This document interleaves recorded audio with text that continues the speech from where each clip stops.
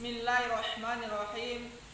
Assalamualaikum warahmatullahi wabarakatuh. Innal hamdalillah nahmaduhu wa nasta'inuhu wa nastaghfiruhu wa na'udzu billahi min shururi anfusina wa min sayyiati a'malina.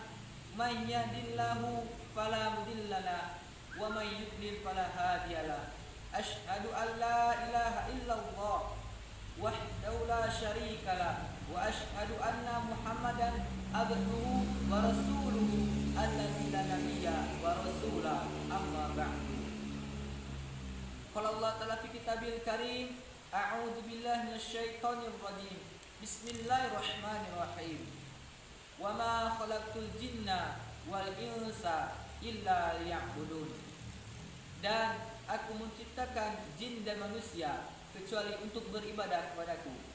Di ayat tersebut sudah jelas bahwasanya Allah SWT menciptakan manusia dan jin ini hanya untuk beribadah kepada Allah, bukan kepada makhluk ciptaannya.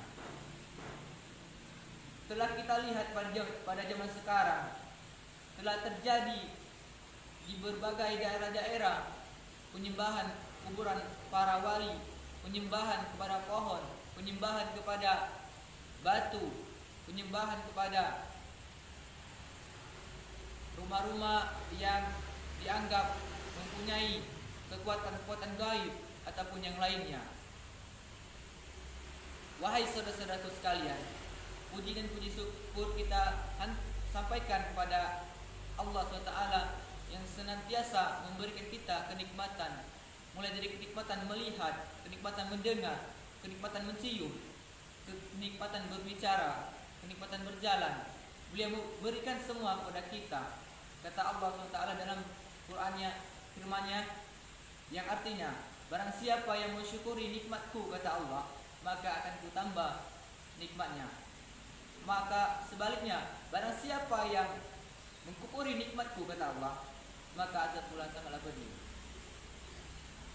Salam dan salam kita hanturkan kepada baginda kita Nabi Muhammad sallallahu alaihi wasallam, yang mana beliau telah memperjuangkan Islam dari zaman jahiliyah menuju zaman Islamiyah, dari zamannya onta sampai zamannya Toyota. Yang kita rasakan pada saat ini, beliau memperjuangkan Islam bukan hanya sendiri, tetapi bersama dengan para sahabat beliau, seperti Abu Bakar, Umar, Ali, Utsman, dan sahabat-sahabat yang lainnya.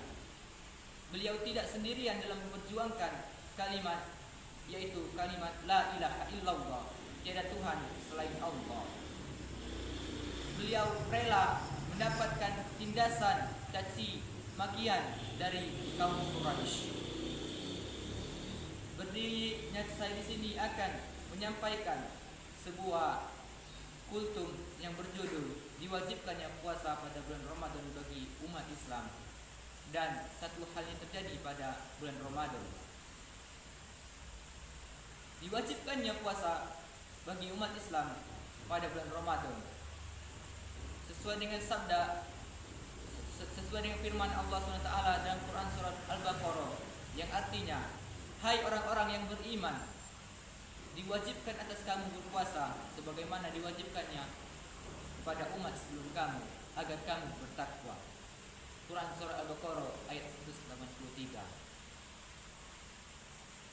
Walaupun puasa umat-umat yang terdahulu berbeda dengan kita, tetapi mereka melaksanakan puasa tersebut, mereka mengharapkan ganjaran, amal dan pahala yang besar dari Allah SWT. Tetapi kenapa pada zaman sekarang ini sudah banyak kita lihat agamanya saja Islam, tetapi dia berpuasa tidak? Banyak berbagai alasannya, mulai dari kerja katanya, tidak tahan karena takut sakit ma. Padahal puasa itu adalah kita akan mendapat kesehatan karena telah diteliti oleh para ilmuwan, baik ilmuwan Islam maupun ilmuwan Barat, baik untuk kesehatan kita kalau kita berpuasa.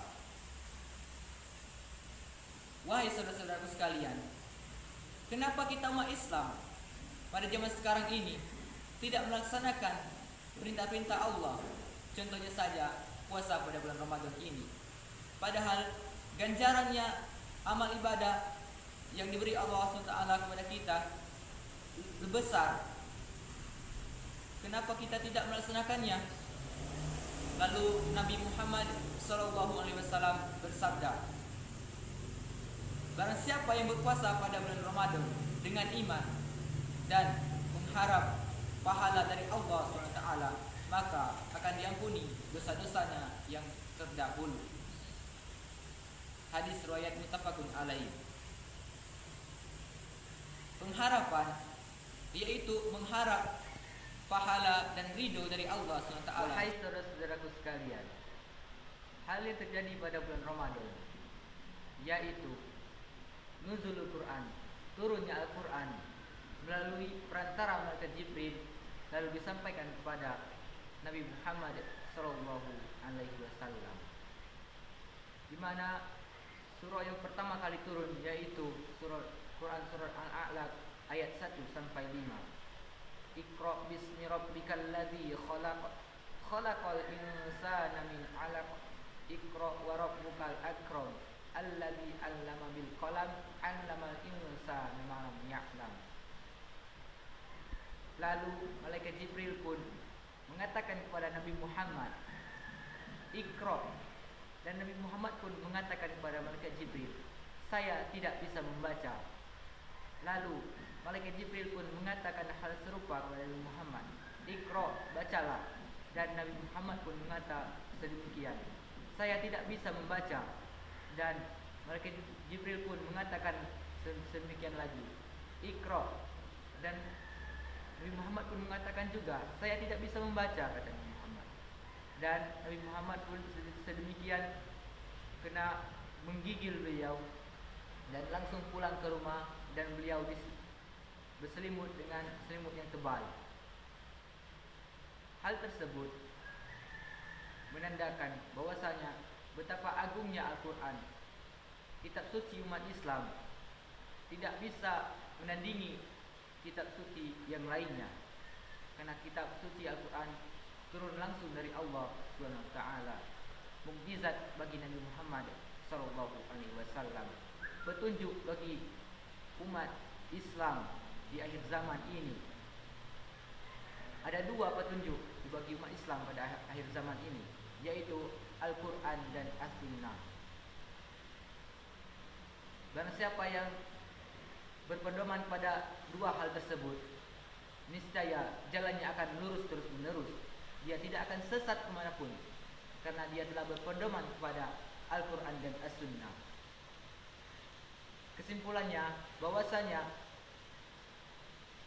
berpuasa pada bulan Ramadan bagi umat Islam adalah wajib, karena sesuai dengan firman Allah SWT, Quran surat Al-Baqarah ayat 183, dan juga hadis riwayat muttafaqun alaih atau Bukhari dan Muslim. Dan juga hal yang terjadi pada bulan Ramadan yaitu nuzul Quran. Wabillahi taufiq wal hidayah. Wassalamualaikum warahmatullahi wabarakatuh.